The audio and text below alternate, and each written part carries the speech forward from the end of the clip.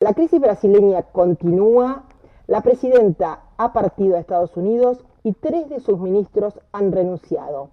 Para discutir qué pasa en Brasil y a dónde se dirige, estamos en comunicación con Gaspar Estrada, director ejecutivo del Observatorio Político de América Latina y el Caribe en París. Buenos días, señor Gaspar Estrada, un placer tenerlo con nosotros en Corresponsales en Línea. Buenos días.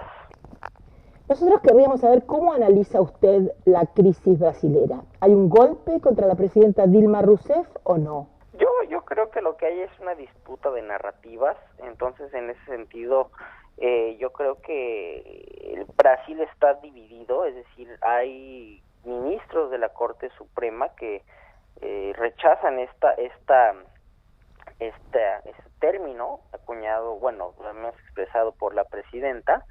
El día de ayer justamente se han expresado varios ministros de la Corte Suprema en ese sentido, pero hay otros que, como Marco Aurelio Melo, que dice que si bien la forma del proceso de destitución de la presidenta, si digamos fue delimitado por la Corte Suprema en diciembre pasado, el fondo de este proceso que se lleva a cabo tanto en la Cámara de Diputados como en el Senado, sí se podría considerar como un golpe. Entonces, en ese sentido, yo creo que hay una gran división en Brasil y hay una disputa clara de las narrativas entre por los que por un lado defienden el golpe y por los que otros no lo piensan así.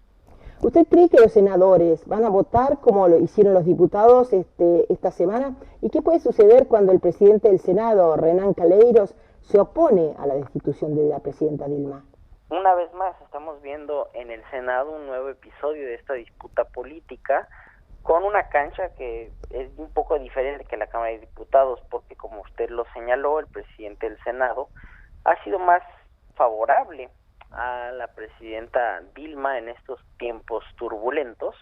Eso no quita que los senadores también están, digamos, muy pendientes de sus campañas futuras, ¿no? Y en ese sentido lo que les propongan tanto la presidenta como el vicepresidenta en materia de cargos, de posibilidades de tener influencia en el gobierno, pues va a ser determinante. Hoy en día también hay un nuevo ingrediente que se inició esta semana, que me parece es el cambio de percepción en la opinión pública internacional, en la prensa internacional respecto de este proceso político, de esta disputa política en Brasil, que hasta ahora era muy desfavorable al gobierno y en la última semana ha habido un cambio, un giro en el ángulo de la prensa. Pero de todas maneras, aún con la prensa internacional a favor, es cierto la observación que usted hace, esta semana la prensa internacional no cree en la teoría, se inclina por la teoría del golpe a Dilma en realidad. ¿Pero usted cree que en estas condiciones aún Dilma puede seguir gobernando? No, bueno, esa es la principal interrogante.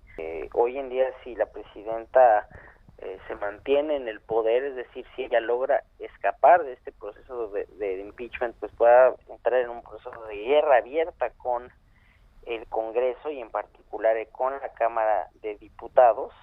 Pero por el otro, si la presidenta es destituida, digamos, el gobierno emanado de este proceso, pues también va a tener muchas dificultades para gobernar, no tanto la Cámara de Diputados, pero sobre todo el país, porque justamente como las encuestas lo muestran, como justamente la prensa lo ha señalado esta semana, Michel Temer es un político impopular. 60% de los brasileños quieren al menos se pronuncian en favor de su destitución, al menos hasta el pasado domingo. Si hoy en día habrían elecciones en Brasil, tendría 3% de intención de voto, y sobre todo las fuerzas, los movimientos sociales y los militantes del Partido de los Trabajadores, que es la primera fuerza política en términos de militantes en Brasil, han anunciado que saldrían a las calles para denunciar